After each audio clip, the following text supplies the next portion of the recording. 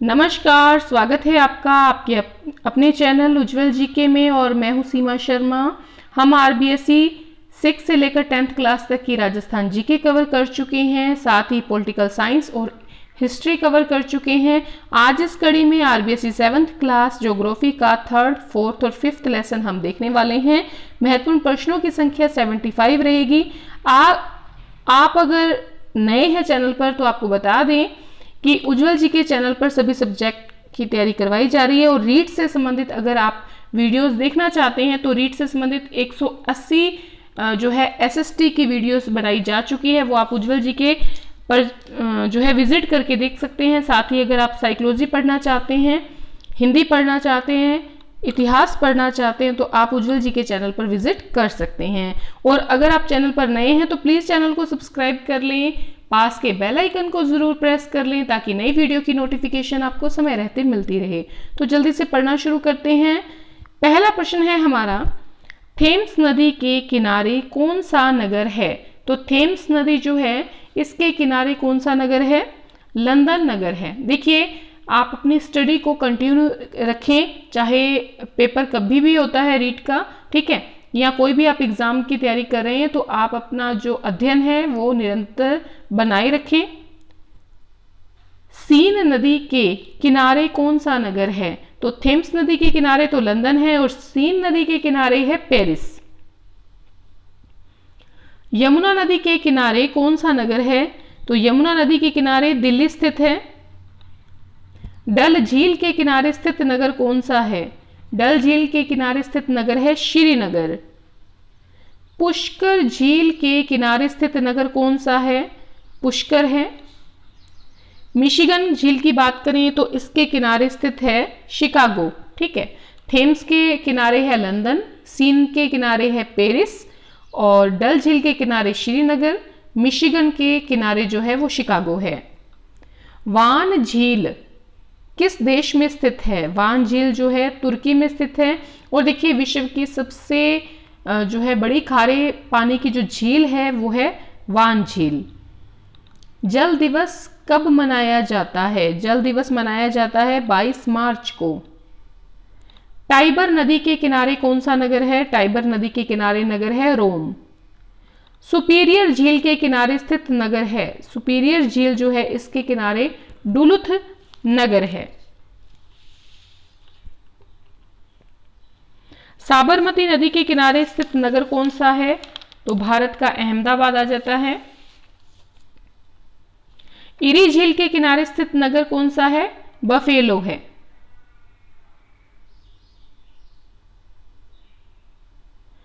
Superior झील, Michigan झील, Huron झील, ओंटेरियो झील और इरी झील, ये देखिए, ये पांचों जो झीलें हैं ये विश्व की सबसे महान झीलें मानी जाती हैं। और अगर हम बात करें सुपीरियर झील की, मिशिगन झील की और इरी झील की, तो ये तीनों झीलें जो हैं वो कनाडा और यूएसए के बॉर्डर पर हैं। और अगर इन सब की बात करें तो ये सभी जो है उत्तरी अमेरिका महाद्वीप में स्थित हैं। चेन्नई व बंबई किस महासागर के किनारे स्थित है? मुंबई और चेन्नई हिंद महासागर के किनारे स्थित है।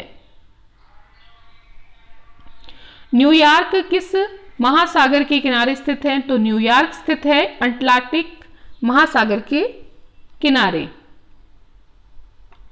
बीजिंग व सिंगापुर किस महासागर के किनारे स्थित है? बीजिंग और सिंगापुर जो है वो प्रशांत महासागर के किनारे स्थित है। कोटा जो है वो चंबल नदी के किनारे स्थित है और जो टोंक है वो बनास नदी के किनारे स्थित है। उदयपुर किस नदी के किनारे या किस नदी के तट पर बसा है? तो आयड या बेड़च नदी के तट पर बसा है उदयपुर।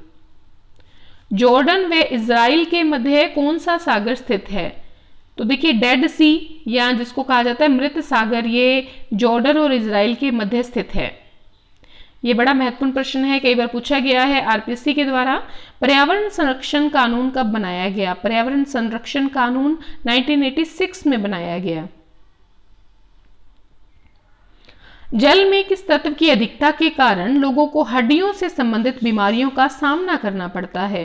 तो देखिए, अगर पानी में फ्लोराइड की मात्रा ज़्यादा होगी तो क्या होगा कि हड्डियों से संबंधित बीमारियां सामने आएंगी।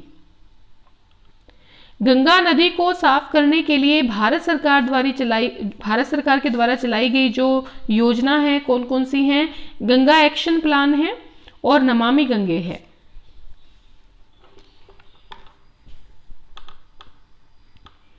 पश्चिमी राजस्थान में मरुस्थल के विस्तार को रोकने के लिए कहां पर काजरी की स्थापना की गई है? काजरी यानी कि केंद्रीय शुष्क क्षेत्र अनुसंधान संस्थान, और इसकी स्थापना की गई है जोधपुर में। जल प्रदूषण निवारण एवं नियंत्रण कानून कब पारित हुआ? 1974 में। भविष्य का सोना या नीला सोना कहलाता है साफ जल। पृथ्वी पर मौजूद समस्त जल का कितने प्रतिशत जल पीने योग्य है? 2.5%। आफरी की स्थापना की गई, तो आफरी और काजरी दोनों की स्थापना कहां की गई है? जोधपुर में की गई है। भारत का कौन सा सबसे बड़ा महानगर प्रारंभ में 7 द्वीपों पर बसा था? तो 7 द्वीपों पर बसा था बंबई। भूमि संरक्षण के उपाय बताएं। तो देखिए, वृक्षारोपण हो गया, पशु जो चारण है उस पर रोक लगाई जाए, मृदा अपरदन को कम किया जाए, तो भूमि का संरक्षण किया जा सकता है। कृषि के प्रकार बताने। कृषि 2 प्रकार की होती है, एक तो होती है आजीविका कृषि और एक होती है वाणिज्यिक या व्यापारिक कृषि। पोल्डर किस देश में पाए जाते हैं? पोल्डर नीदरलैंड में पाए जाते हैं। किसान अपने परिवार के पालन पोषण के उद्देश्य से जो कृषि करता है उसे कहते हैं, उसे जीवन निर्वाह कृषि कहते हैं। वह विस्तृत भूभाग जो प्राकृतिक वनस्पति से ढका हुआ हो कहलाता है, तो वन भूमि कहलाता है। वह भूमि जिस पर मानव द्वारा फसलें उगाई जाती हैं कहलाती है कृषि भूमि। बेकार पड़ी भूमि जो कृषि योग्य नहीं होती वो क्या कहलाती है? बंजर भूमि कहलाती है। भूमि का उपजाऊपन बढ़ाने के लिए किसानों के द्वारा 1 या 2 वर्षों के लिए खाली छोड़ी गई भूमि क्या कहलाती है? वर्तमान प्रतिभूमि कहलाती है।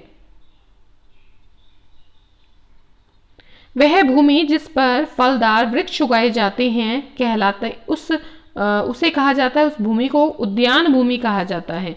देखिए, जिस पर फसल उगाई जाती है वो कृषि भूमि होती है, जो प्राकृतिक वनस्पति से ढकी होती है वो वन भूमि होती है, बेकार पड़ी भूमि बंजर भूमि होती है, और जो खाली छोड़ी गई भूमि है वो वर्तमान प्रतिभूमि होती है जो 1-2 सालों के लिए छोड़ दी जाती है उपजाऊपन बढ़ाने के लिए, और जिस पर फल उगाए जाते हैं वो उद्यान भूमि कहलाती है।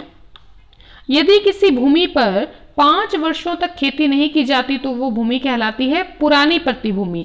1-2 सालों के लिए अगर छोड़ी जाए तो वर्तमान प्रतिभूमि, अगर 5 वर्षों तक खेती नहीं की जाती तो पुरानी प्रतिभूमि कहलाती है। सबसे ज्यादा कृषि भूमि किस देश में है? भारत में है। संपूर्ण विश्व के कुल भौगोलिक क्षेत्र का लगभग कितने प्रतिशत भाग कृषि भूमि का है? अगर पूरे विश्व की बात करें तो टोटल जो है 11% जो भौगोलिक क्षेत्र है वो कृषि भूमि का है। भारत में कृषि के कितने प्रकार हैं? 2 प्रकार हैं, आजीविका कृषि और वाणिज्यिक कृषि। वाणिज्यिक कृषि के प्रकार बताएं। तो देखिए, मिश्रित कृषि, वाणिज्यिक कृषि, खाद्यान्न कृषि और रोपण कृषि, ये 4 प्रकार हैं वाणिज्यिक कृषि के।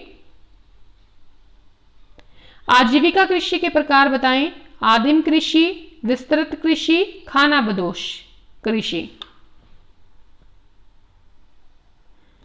स्थानांतरित कृषि को मेक्सिको में क्या कहते हैं? मिल्पा कहते हैं। ठीक है, स्थानांतरित जो कृषि होती है उसे मेक्सिको में मिल्पा कहते हैं। भूमि अवनयन के प्रमुख कारण क्या हैं? वनों की कटाई, अत्यधिक सिंचाई, अत्यधिक खनन और मरुस्थलीकरण। ये भूमि अवनयन के प्रमुख कारण हैं। कृषि योग्य भूमि की गुणवत्ता, उपयोगिता और उत्पादकता में कमी आना कहलाता है, भूमि अवनयन कहलाता है। ब्राजील में स्थानांतरित कृषि कहलाती है रोक्का। थाईलैंड में जो स्थानांतरित कृषि होती है वो कहलाती है तुमुरी। श्रीलंका में जो स्थानांतरित कृषि होती है वो क्या कहलाती है, चेन्ना।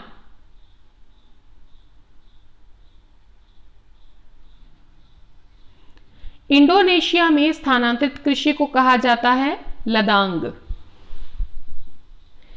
उत्तरी पूर्वी भारत में जो स्थानांतरित कृषि की जाती है उसे कहते हैं झूमिंग कृषि।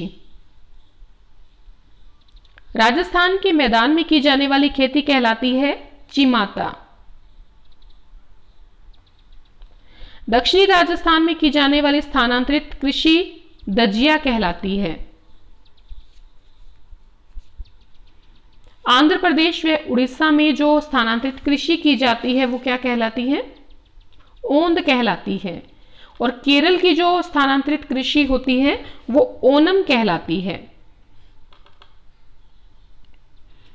छत्तीसगढ़ और मध्य प्रदेश में जो स्थानांतरित कृषि की जाती है वो कहलाती है बीबर, बीरा, मशान व पेड़ा। बीबर, बीरा, मशान, पेड़ा कहलाती है जो छत्तीसगढ़ और मध्य प्रदेश में की जाती है स्थानांतरित कृषि। रोपण कृषि जो बागानी कृषि है, रोपण कृषि या बागानी कृषि के उदाहरण चाय, कॉफी, काजू, रबड़ इत्यादि।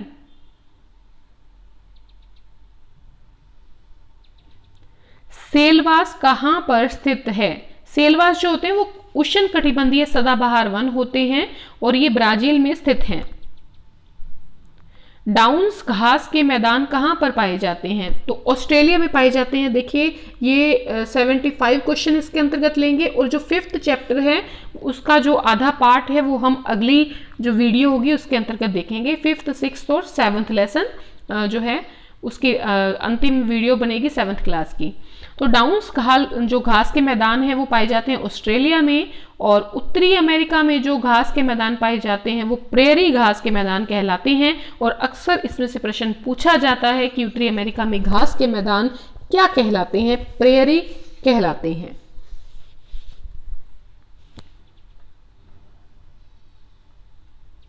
यूरेशिया यानी कि यूरोप और एशिया में पाए जाने वाले घास के मैदान स्टेपीज कहलाते हैं। ये दोनों प्रश्न जो है अक्सर पूछे जाते हैं। रसदार फलों वाले वन पाए जाते हैं, तो ये पाए जाते हैं भूमध्य सागरीय वन में।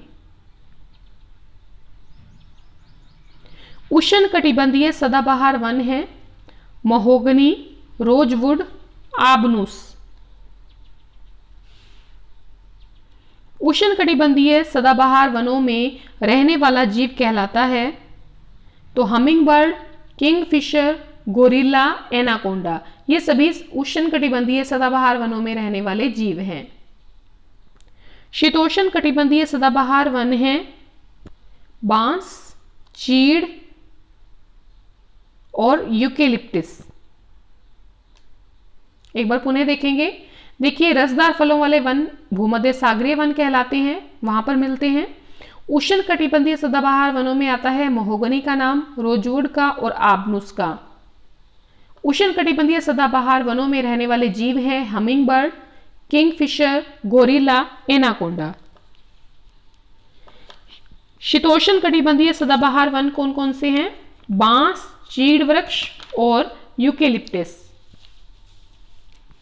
अगला प्रश्न है, वर्ष में एक बार शुष्क मौसम में जल संरक्षण के लिए 6 से 8 सप्ताह के लिए अपनी पत्तियां गिरा देते हैं, तो पर्णपाती वन जो होते हैं वो ऐसा करते हैं।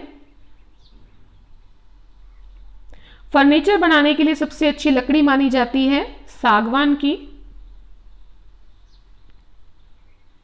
विश्व का फल उद्यान कहा जाता है भूमध्य सागरीय प्रदेश को। कौन सा उष्णकटिबंधीय मानसूनी वन पर्णपाती वन है? महुआ, नीम, शीशम, जामुन, साल, सागवान। कोणधारी वनों का सर्वाधिक विस्तार कहां पर है? रूस में।